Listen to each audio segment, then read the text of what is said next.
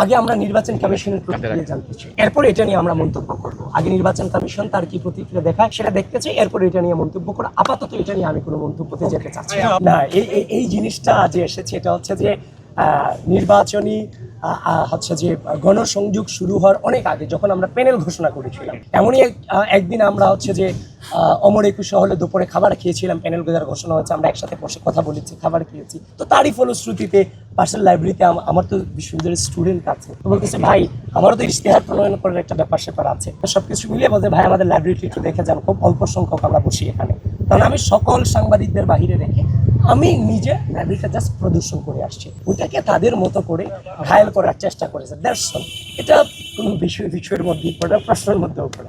আমরা ইশতেহার 10 দফা দিয়েছি, তো তার মধ্যে যে জিনিসগুলোকে প্রথমে একদম স্টার্টিংয়ে যে জিনিসগুলোকে গুরুত্ব আরোপ করা হবে এর ভিতরে আছে হচ্ছে যে আপনার আবাসন সংকটটাকে খুব গুরুত্বের সাথে দেখার টার্গেট আছে। যেমন আমাদের 13টা হল ছেলেদের আছে, তো ছেলেদের হলও বাড়ানো প্রয়োজন, এবং মেয়েদের মাত্র 5টা হল, যেখানে 50% মেয়ে। এটা কোনোভাবে মেনে নেওয়া যায় না। ইতিমধ্যেই সরকার কর্তৃক কিছু বাজেট পাস হয়েছে বিশ্ববিদ্যালয়ে, এগুলোকে প্রপারলি বাস্তবায়নের প্রতি আমাদের নজর থাকবে আবাসন সংকটের ক্ষেত্রে। তাছাড়া ক্যান্টিন স্থাপন এবং খাবারের মান উন্নয়ন, যেমন মোকাররম, মোতাহার এবং কার্জনে, এই ভবনগুলোতে সায়েন্সের একটা বিশাল অংশ স্টুডেন্ট এখানে থাকে। তো সেখানে হচ্ছে যে আপনার ক্যান্টিন নাই, খাওয়ার জন্য এদের মূল চত্বরে হাকিম চত্বরে আসা লাগতেছে, টিএসসিতে আসা লাগতেছে, অথবা ওই শহীদুল্লাহ হলের পুকুর পাড়ে যাওয়া লাগছে, যেটা কোনোভাবেই কাম্য নয়। সুতরাং আমরা ক্যান্টিনটার প্রতি জোরদার করব, এবং গোটা ঢাকা বিশ্ববিদ্যালয়ের প্রতি প্রত্যেকটা হল ক্যান্টিনে এক্সট্রিম মশার কয়েল প্ল্যান্ট ফাইবার দিয়ে তৈরি, তাই সহজে ভাঙে না, সুগন্ধিযুক্ত ও নিরবিচ্ছিন্নভাবে জ্বলে। ডেঙ্গু, চিকুনগুনিয়া বাহি সহ যে কোনো মশার বিরুদ্ধে দেয় এক্সট্রিম সুরক্ষা। খাবারের মান নিশ্চিত করার জন্য জিরো টলারেন্স নীতি অবলম্বন করব। তাছাড়াও আমরা হচ্ছে যে বিশ্ববিদ্যালয়ের ক্যাম্পাসের যে নিরাপত্তাটা, বহিরাগত এবং বিভিন্ন ভবঘুরে যে ক্যাম্পাসে ঘুরে বেড়ায়, এই জায়গাটাতে কিন্তু আমরা নিরাপদ ক্যাম্পাস বিনির্মাণ করতে পারছি না। আমি যতটা নিরাপদ রাত কিংবা দিনে, একজন নারী শিক্ষার্থী কিন্তু ক্যাম্পাসে আবার নিরাপত্তা বোধ করতেছে না। সেজন্য কিন্তু ক্যাম্পাস সেফ ক্যাম্পাস রূপান্তরিত করতে হইলে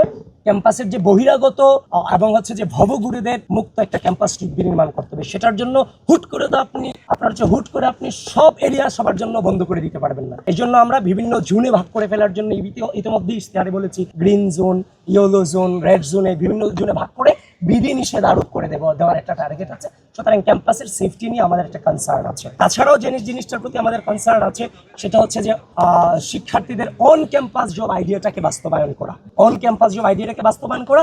আর সেটার জন্য আমরা যে জিনিসটাকে চিন্তা ভাবনা করেছি, বিশ্ববিদ্যালয়ে যে ভ্রাম্যমান দোকানগুলো আছে, ব্যবসায়িক প্রতিষ্ঠানগুলো আছে, সে প্রতিষ্ঠানগুলোকে হচ্ছে যে ঢাকা বিশ্ববিদ্যালয় প্রশাসনের কন্ট্রোলে এনে হচ্ছে যে মানে শিক্ষার্থীদেরকে এখানে যতটা ইনভলভ করা যায়, উদ্যোক্তা বানানো যায়, তাদের যখন ফাইন্যান্সিয়াল যে ক্রাইসিসটা থাকে, টিউশনি কেন্দ্রিক যে ঝামেলা তাদের পোহাতে হয়, এই জিনিসটাতে তাদেরকে আমরা এখানে প্রায়োরিটি দিতে চাই। তাছাড়াও রেজিস্ট্রার বিল্ডিং এর যে দাপ্তরিক কাজগুলো আছে, সেখানে কিন্তু হচ্ছে পার্ট টাইম জব আছে, সেখানে ঢাকা বিশ্ববিদ্যালয়ের শিক্ষার্থীদেরকে প্রায়োরিটি বেসিসে আমরা ইনক্লুড করতে চাই। তাছাড়া ঢাকা বিশ্ববিদ্যালয়ে বাৎসরিকভাবে 2 থেকে 3 বার আমরা জব ফেয়ারের আয়োজনের উদ্যোগটাকে আরো বেশি প্রায়োরিটি দিতে চাই, যেখানে হচ্ছে কর্পোরেট যে জব ফেয়ারে বিভিন্ন কর্পোরেট কোম্পানিগুলো যারা আছে তারা এখানে আসবেন, শিক্ষার্থীদের এখানে ঢাকা বিশ্ববিদ্যালয়ে বসে তাদের ভাইভা নেবেন, এবং এই ঢাকা বিশ্ববিদ্যালয় থেকে তাদের জব হবে, এবং যারা জবে যেতে চায় তারা জবে যাবে, যারা হচ্ছে যে আপনার ইন্টার্নশিপে যেতে চায় তারা ইন্টার্নশিপে যাবে। তাছাড়াও আমরা যে জিনিসটার প্রতি হচ্ছে যে গুরুত্ব আরোপ করছি, সেই জিনিসটা হচ্ছে যে ঢাকা বিশ্ববিদ্যালয়ের যে একাডেমিক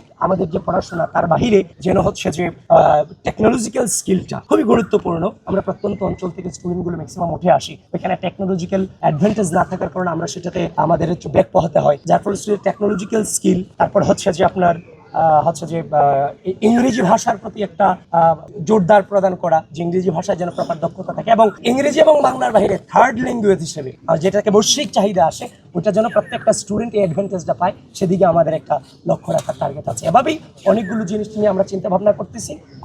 খুব দ্রুতই আমরা ইনশাল্লাহ এই ইনিশিয়েটিভগুলো নিব আর কি।